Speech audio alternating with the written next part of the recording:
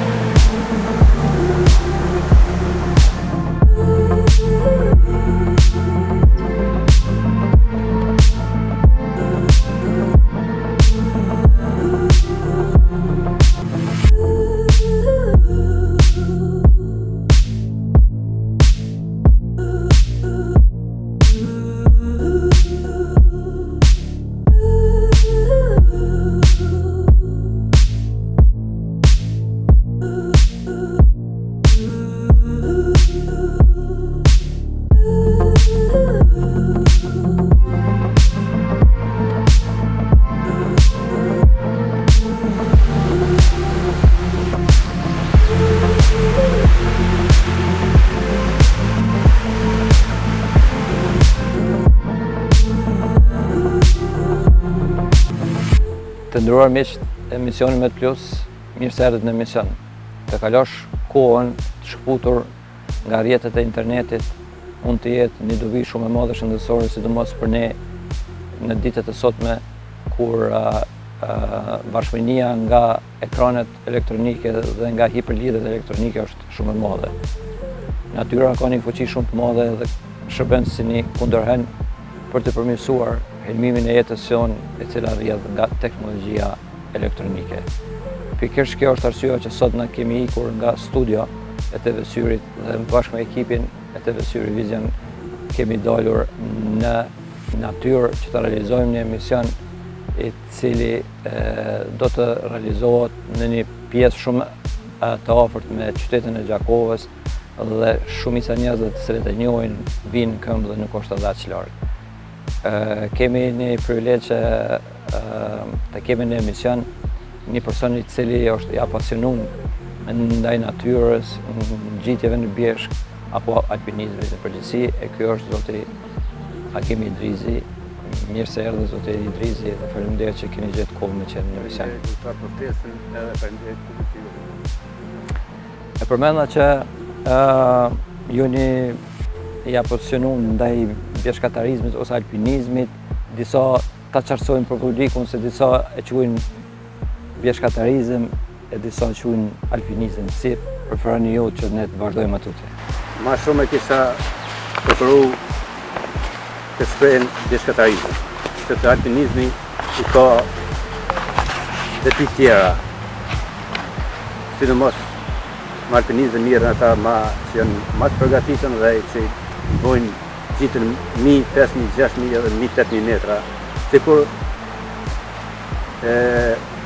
Uta Ibrahimi, njëra nga alpinistët më aktive që ka edhe këtë bota, e jo vetëm Kosova, Ballkani, Evropa, po këtë bota, e cila të ditë i krydhi edhe 14 majat më të larta të globit. Edhe e falenderoj, edhe i uroj suksese me ato. Zoti Idrizi, na tregoni pak a shumë si vendosët apo si erdhi kjo idea që ju të mirët me bjeshkatarizëm dhe cila ishte arsyeja kryesore? Pasi të gjitha parametrat i kisha, fizikë dhe psikik më marrë me bjeshkatari, prapë më mungonte një shtytje. Një shtytje që nuk e gjesha, nuk më afaj kjo kërkush. Po ta fatin që dikur pas disa viteve kështë shtytje më dha, por se isha Jotë Zakuqi, gjithashtu edhe e përshëndes nga to ambientet buka të rrilave edhe para kamerave të TV Syrit, edhe para ju edhe. Faleminderit. Po, me siguri konsumimi i këtij sporti ta quaj ose këtij aktiviteti kërkon përgatitje edhe fizike, po edhe mendore. Na tregoni se si ju keni arrit të përgatiti për arsye se më vonë do t'i shohim edhe disa foto në studio, cilat na tregojnë se ju keni mri disa pika mjaft larta që ta quajmë ashtu, ti po shtoni dhe padyshim që duhet një angazhim edhe një aktivitet, një parë përgatitje bukur serioze. Para përgatitjet kisha thonë se shumë vite mira me ushtrime, të cilat që në mëngjes i kry, gjatet e muskujve, sidomos, dhe pastaj dal në ambientet e shkullës, ku në atë mëngjes eci një 70 kilometra dhe edhe gjatë ditës eci prap me biciklet, kështu që ushtrimet më kanë bërë ma të lidhshëm, ma e kam fituar dhe kondicionin me ecje, edhe nuk e kam problem. Këtu po flas për personale, për aktivitetet mia personale, këtu ishin zgjatjet e muskujve edhe ushtrimet trupore të tjera, edhe ecja domethënë. Zoti Idrisit, shpesh i shohim bjeshkatorët me çanta në shpinë, gjithmonë është misterike spaku për njerëz që nuk për fat keq nuk mirën me këtë sport, se çka kanë ato çanta. Jo i keni sjellë edhe pajisjet e keni ekspozuar edhe këtu me një tavolinë, e kisha pas dëshirë që t'ju shpjegojmë publiku se cilat janë ato pajisje minimale spaku bazike, të cilat me patjetër duhet mi pas me veti. Atëherë nëse bën të afrohemi këtu te tavolina, e të na shpjegoni se çka keni prezantuar. Edhe pajisjet ndryshojnë për nga stina. Stina dimit i ka gjitha këto. Shportat, kthetrat, edhe kozma alpine. Janë element edhe faktikisht nuk e kam helmet. Edhe helmeta. Domethënë shportat, kozma alpine dhe kthetrat janë të domosdoshme gjatë stinës time kur marrë të janë të mbuluar me borë. Ndërsa këtë tjera edhe veshmbati.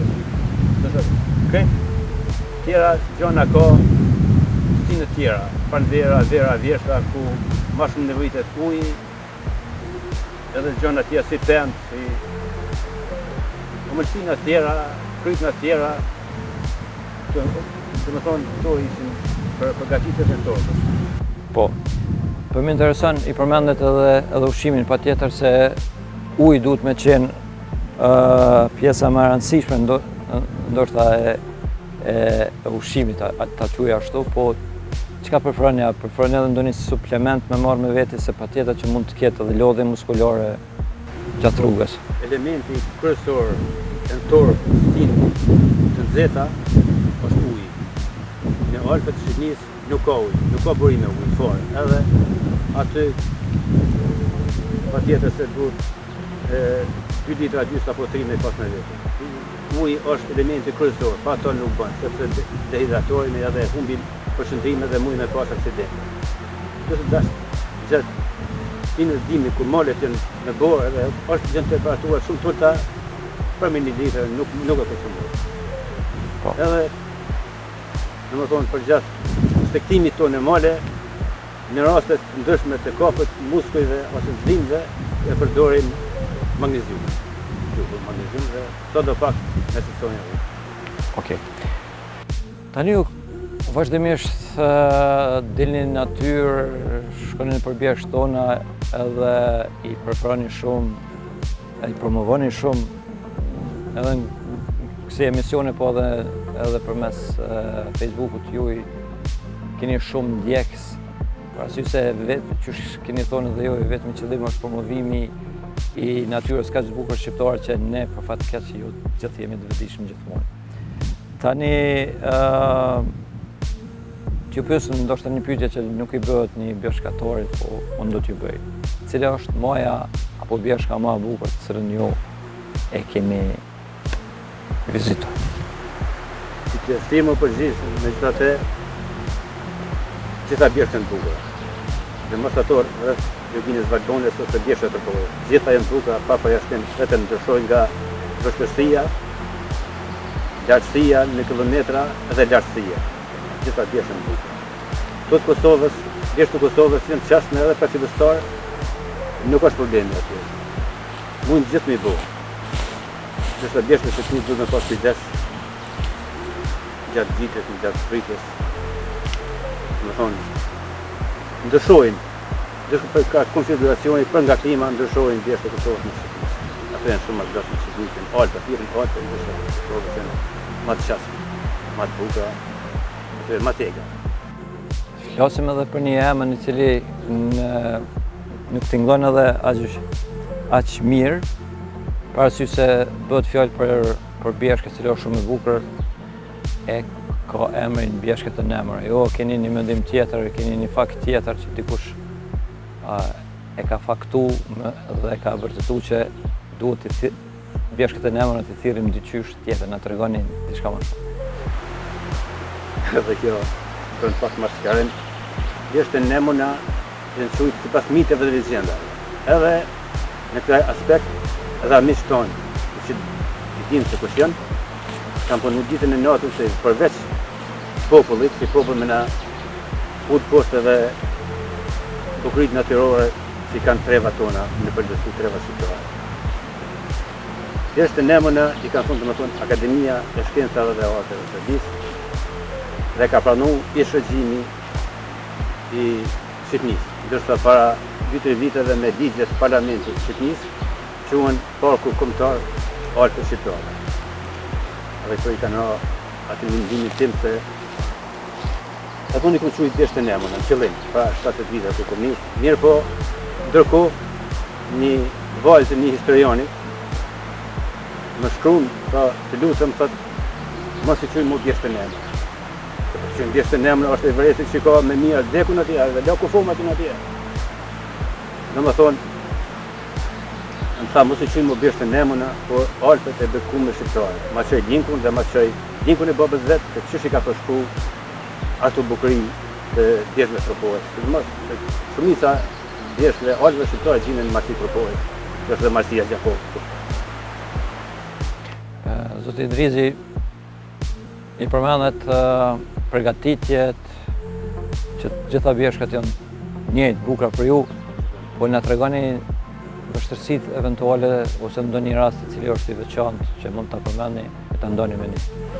Vështirësitë sidomos në paraqiten kod dini dhe dihet se armiku kryesor i një bjeshkatari ose një alpinist është mjegulla. Mjegulla. Pastaj vinë të tjera, sikur erënat e forta që ka mundësi edhe me thuj nga 70-80 orë, që na pas raste, na kthy ose akullnoja shumë të rrezikshme, kur një shok apo dy kanë shit dhe në ato momente bjeshka flet bjeshka, shok të shitën nuk bën me esë matutje, edhe na kthy.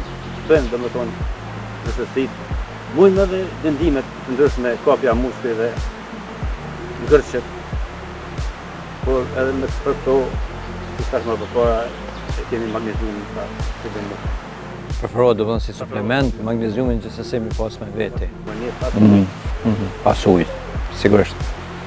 Një shprehje që dëgjojmë ne, që thuhet bjeshka nuk fal. Qysh e shtilloni ju, çka do të thotë kjo? Bjeshka nuk, vërtet bjeshka nuk fal. Çdo hapën bjeshkë, dhe mos bjeshkë shqipnisë, ato që janë shkanditat e fisin, çdo hapë është janë sishëm. Për që ato adhjem këto shenjat që bjeshka flet, dhe që tash më përpara, një shitje, një shokit apo dy, ose një lëkundje kur një animal ndos në vitë dhe kim po që për momentin nuk kemi përgatitur në vitë normal. Vetë emocionet janë emocionet si në tonë tojve negative, jeni këty, në më tonë shqitet të ndryshme, vendimet të ndryshme, na detojnë edhe motorhek. Ne do të flasim për ndikimin edhe për eventualisht ndonjë problem shëndetësor i cili mund të ndodhë gjatë ngjitjes së bjeshk, po mbi gjitha do të flasim edhe për kënaqësitë, dikur më vonë, nëse ka mundësi të na tregoni neve dhe publiku se ku gjendemi tash, aktualisht, cila është kjo pjesë e komunës jonë dhe si mund të arrihet më ardhë këtu. këto ambiente janë quhen Suridat, cilat janë në kustojnë e poshtën, kustaj e përmoshërnika stilat të kustojt, të poshtën një lumin në kollusëm, janë në vashkat e Suridave, në të njëna në ambiente të Suridave të kustojt poshtën. Po ashtu kemi pa rrugës edhe këtu bankat që janë bërë për pushus, do thotë një vend ideal që parasysh se mund të vihet me makinë deri jo shumë larg, 5 minuta prej këturit edhe mandej nëse dëshirojmë edhe me ecë, edhe të kalojmë një fundjavë ose një ditë një piknik shumë të këndshëm. Po vazhdojmë për pak më poshtë.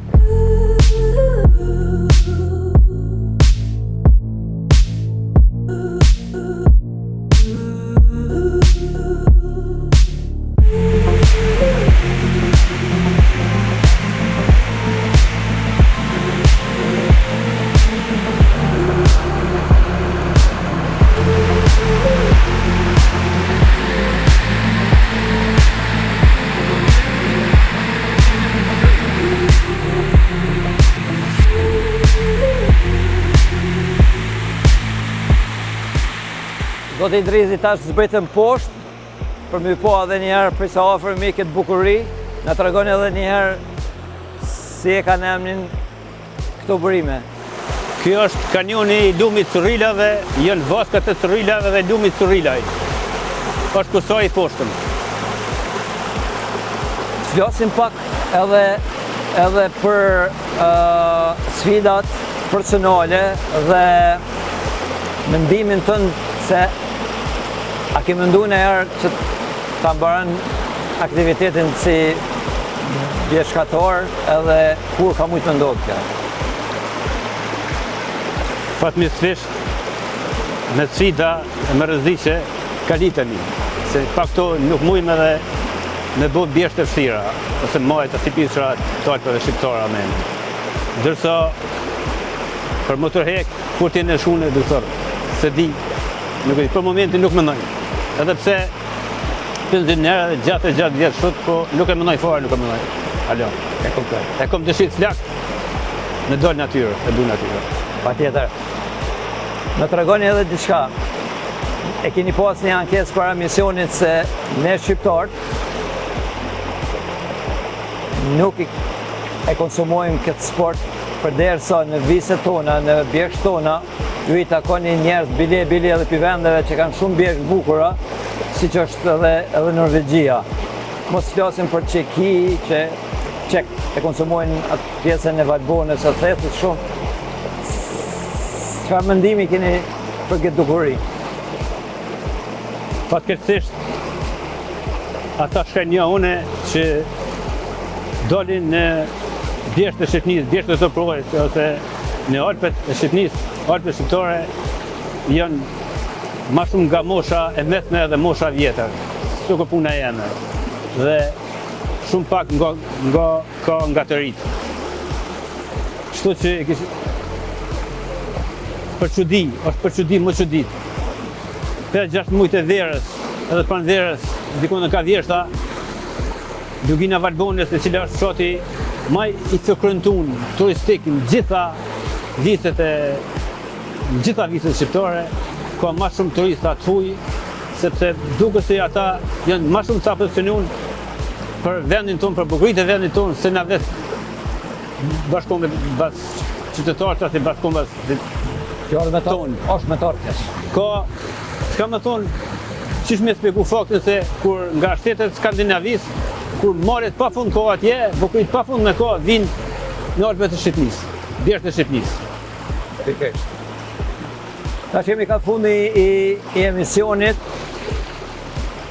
Na tregoni se përfitimet, çush i ndini ju përfitimet dhe çfarë mendoni në aspekt shëndetësor, cilat janë ato dobit nëse dikush mirret me shëtine për male edhe me veshkatarizëm?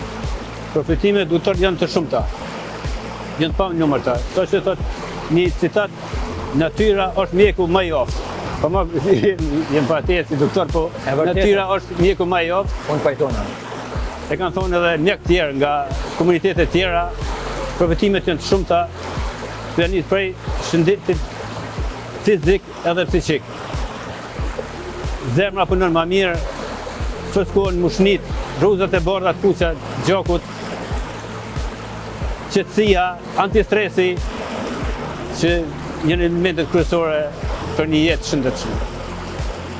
Cili është ajo ëndër apo ai objektiv i radhës i juaj në bjeshkatarizëm? A keni ndonjë ëndër që ju ka mbet akoma pa realizuar? Sa i përket Alpeve shqiptare, gati të gjitha i kom arrit. Në përjashtim ato që duhet mi bu nga mali i zi, janë një 5-6 muaj atje, janë shumë bukra, ato s'kom arrit. Halo mi kry, uroj që edhe ato ti kry. Kjo është ëndra ime e radhës, ose nëse kom shushni, do t'i bëj edhe ato. Nuk e kom problem, veç mungon shushnia. E kuptoj, ju keni shumë video, shumë fotografi, disa na keni sjellë edhe neve të cilat kur të kthehemi në studio do t'i analizojmë dhe do të shqyrtojnë shumë bukra, keni edhe shumë atë për të cilët keni në Facebookun e ju personal. Tash ne nga këtu do të shkojmë në qytet prap dhe po shkojmë prej këtij vendit i cili me vërtet mund duket si ëndër, por nuk është ëndër realitet. Edhe si porosia dhe ime nëse më lejohet për joshës që i konsumojnë sa ma shumë natyrën, sa ma pak telefonat, tabletat, sepse na bën më të shëndosh edhe më të mirë me njëri tjetrin. Kemi harru raporte sociale, të cilat janë më të rëndësishme për një jetë lumtur. Atëherë, nga këtu ne përfundojmë, vazhdojmë në studio.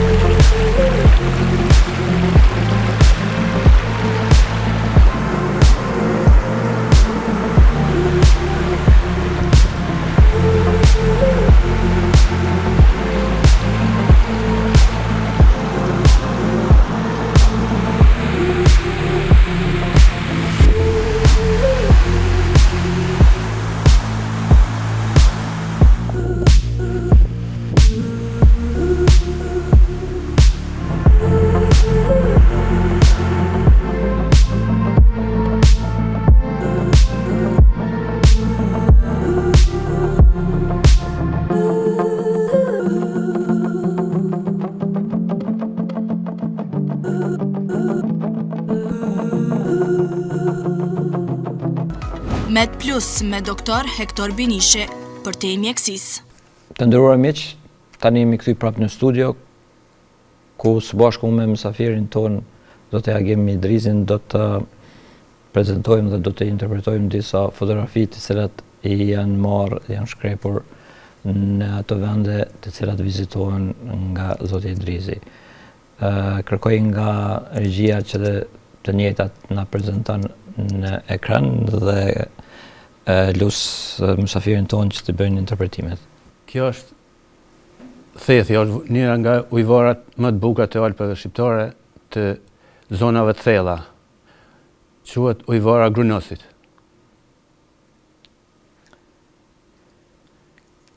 Kjo është në lumet më të bukur që ka, jo vetëm treva shqiptare, po edhe mbar Ballkani, lumi i Valbonës.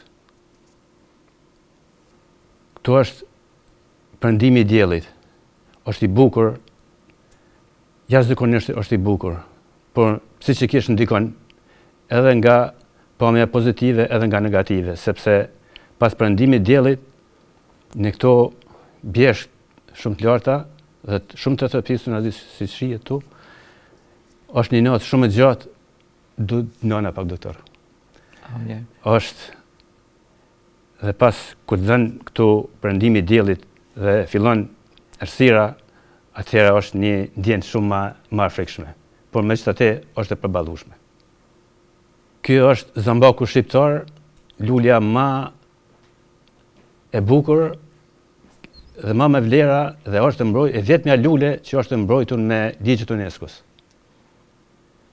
Kjo është një ndër pamjet më të bukura të njërës nga majat më të vështira të Alpeve shqiptare, maja Thot. Masivi majës Thot. Kjo gjendet në Shqipëri apo? Po, krejtë në Shqipëri. Krejtë në Shqipëri. Kjo është një në vendet më të bukura që ka trojet shqiptare. Është liçeni i fundit i Bunit Jezersit dhe është në një lartësi prej 1800 metra mbi det. Kjo është maja Korabit, maja më e lartë e trevave shqiptare, si shihet edhe aty me 2764 metra mbi det. Kjo është kulti i Alpeve, gjithë Alpeve shqiptare. Po është një 3-4 më e larta mbi det. Inspirimi i gjithë bishkatarëve është maja e Jezersis. Ose maja e Bardhë. Ky është liçeni i Azhincës mbi përvall, në liçenet më të bukur dhe më të ftoftë dhe që nuk shtërron kurrë.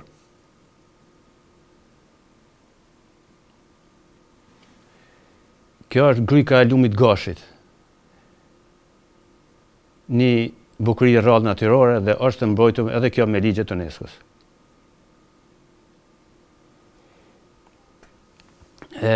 Kjo është një ndër ngjitjet më të vështira që kam pas në kushte dimni. Dhe çfarë bukurie ka. Quhen grykat e hapta. Shumë vështirë ishte, por si mos më qenë reale, çaq e bukur. Edhe kjo është një liçenet më të lartë mbi det, me 2300 dhe 2400 është i matën saksisht, por mbi 2300 është, sepse lartë këtij liçenit është maja e Gjeravicës, e ky është liçeni i madh i Gjeravicës, edhe ky nuk shterron kurrë. Pikë këtij liçenit formohet edhe lumi Erniku Gjakovës.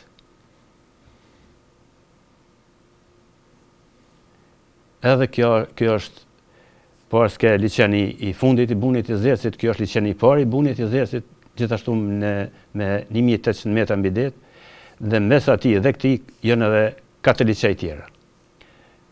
Ky është liçeni zemër, edhe ky është me 2300-400 metra mbi det, nënën tjetër të liçenit Gjeravicës. Kjo është 2 majat e masivit Etnës. Me 3400 metra këtu jem gjitë më së larti në këto aktivitetet që kam si bishkatar. Do thotë Etna në Itali. Në Itali, po, në Sicili. Okay. Edhe kjo është një pamje nga masivi Etnës, atje ku drejtimi është maja Etnës. A është e liruar? Nuk ishte liruar, edhe kjo është jashtë si formon këtë ngjyrën e sulfurit tymi që del nga maja e vulkanit. Krateri Etnës, nuk ishte e lejume, mirë për na bën gjithë natën, bëm gjithë ilegale. Vetëm për shkak pasionit. Për shkak pasionit, me zonë lindjen e diellit atje, këto janë fotot mëngjesit.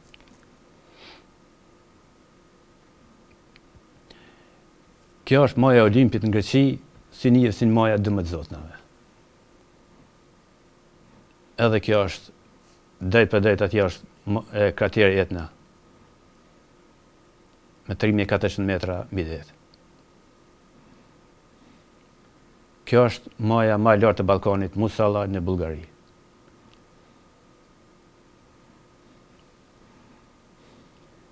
Këto janë liçenet Rila, gjithashtu poshtë majës Musalla. Që në liçenet Rila.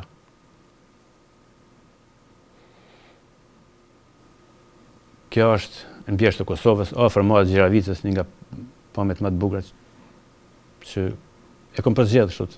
E mrekullueshme, shumë. Kjo është maja e Pashtrikut në kushtet ekstreme dimnit, edhe shihet vetë nga fotografia. Kjo është vorri i misionarit, vorri i improvizum i misionarit Sari Saltik, baba thirret. Një nga një varr tjetër është improvizum edhe ai në majën e Shkëlzenit. Është misionar që ka ardhur nga Irani atje me mision bamirësie, është Bektashian. Kjo është këtu kam përjetu që është më të bukura si bishkatar. Është linda e diellit, pikërisht në majën e Shkëlzenit. Në këto momente njeriu po ndryshoi ke doktor. me lindjen e diellit, në majt maleve, është 2400 metra mbi det tu, mirë po ishte një inspirim dhe një ndryshim shpirtënor nga unë. Një ndër dobitë e natyrës. Dielli, lindja e diellit, maja e bjeshkët ndryshon tipin e njerëzit. Është inspirim i jashtëzakonshëm. Edhe kjo është një ndër lulët në ngjyrë tjetër zambakut shqiptar, si thash, me mbrojtje me ligjet UNESCO-s. Edhe kjo është lulja, po ashtu zambaku shqiptar, në një ngjyrë tjetër, kjo është më e përhapur në të gjithë tjerat. Ato dy ngjyra tjera janë më shumë më të rralla. Kto i ku marr nga shtigjet e bunit i zersit, ato liçenet. Prap ta liçenet janë 3 liçenet afër njëri tjetrit, bunit i zersit, me 1800 metra mbi det, po ashtu. Faleminderit shumë për këtë fotografi. Jeni një person që unë i njoh si shumë të rrallë që bën promovimin e natyrës, alfave, bjeshkave tona, jetës shëndetshme. Jeni të njohur me postimet e juaja nëpër sidomos në Facebook, po edhe në emisione sikur kjo. Sikur ky Joni, desha me ju pyet për fund, a keni ndonjë porosi për publikun? Kisha pas një porosi ose një mesazh për gjeneratat që do të vinë pas nesh, që pas studimeve dhe mësimeve, bile një ditë një javë, ditën e diell për shembull, kur është koha më e lirë, të aktivizohen në bjeshk, sidomos bjeshk të Kosovës, bjeshk të Sharrit, bjeshk të Deçanit, bjeshk të Jonikut, edhe këto Shqipënisë, Alpet shqiptare që gjenden në vreun e Shqipënisë, në malet e Tropojës, që të kenë më shumë aktivitete, sepse këtu është inspirimi për çdo gjë në jetë. Dhe shëndeti. Shëndetin, kryesisht për shëndetin. Zoti Idrisi, shumë faleminderit për këtë emision, për punën që bëni të vazhdueshme. Jeni shumë të motivuar dhe na ndihmoni neve shumë që të mësojmë më shumë për vendin tonë në përgjithësi, sidomos për natyrën. Në fund e rezervoj drejtën për një pyetje personale. Zoti Idrisi, ju u banoni me një lagje e cila quhet Migjena apo Bloku i Ri, dhe shtëpia juaj është ndër shtëpiat e para stadione në atë region, dhe sa më kujtohet ka qenë kur ju keni filluar me jetu aty dhe të tjerët, ka qenë një natyrë krejt tjetër, bili ka pas shpez, edhe kafshë tegra në atë kohë, përderisa sot me t'ju falëndëru ta quaj ashtu dëmeve të rënda urbanistike që njerëzit i krijon, është një ndryshim shumë i madh. Një njeri që don kaq shumë natyrën, si ndin veten në këtë ambient. Me tregu të vërtetën, doktor, pasi kanë nisë to popullimi shumë i madh i asaj one të bllokit të ri, unë kam gjetë një mënyrë tjetër, çdo mëngjes herët shkoj në malin e Shkugzës aty afër Gjakovës, që gjatë ditës të marr një inspirim. Edhe kështu vazhdoj për çdo ditë, për çdo vit, sepse më të vërtet aty ku jetojmë tash, në ndryshim aty në para 50 vite është një ndryshim shumë i madh dhe shumë i egër. Kështu që zhurma e makinerive të ndryshme, automjeteve të ndryshme, të ndikon. Ne na mësu si fëmijë, aty kena marrë hapët e parë të natyrës. Kena pas të lumin në Erniku ngat. I na inspiru shumë, ato të hapët e parë kanë qenë që unë ta du natyrën. Edhe të kam një kujdes jashtëzakonshëm. Faleminderit, unë ju uroj shëndet dhe shpresoj që do të takohem edhe në emisione të tjera. Ndërkohë ju inkurajoj që t'i publikoni sa më shumë ato fotografi, edhe pse ju nuk jeni profesionisti i fotografive prapë se prapë, janë aq të bukura sepse me të vërtet e mirën për vendeve që janë shumë të bukura. Unë për fund kisha pas dëshirë që miqve të emisionit ton t'ju lexoj një një deklaratë të një doktori cili është ekspert i neuroshkencave që quhet Joe Dispenza, i ka thënë kështu: në studimet klinike kemi parë se 2 orë tinguj natyre në ditë ulin ndjeshëm hormonet e stresit deri në 800% dhe aktivizojnë 500 deri në 600 segmentet e ADN-s që dihet se janë përgjegjëse për shërimin dhe riparimin e trupit. Është vërtet që mjekët diagnostikojnë smundjet, po thuhet se natyra i shëron ato. Unë kaq kisha për sonte, bashkë mirëpash.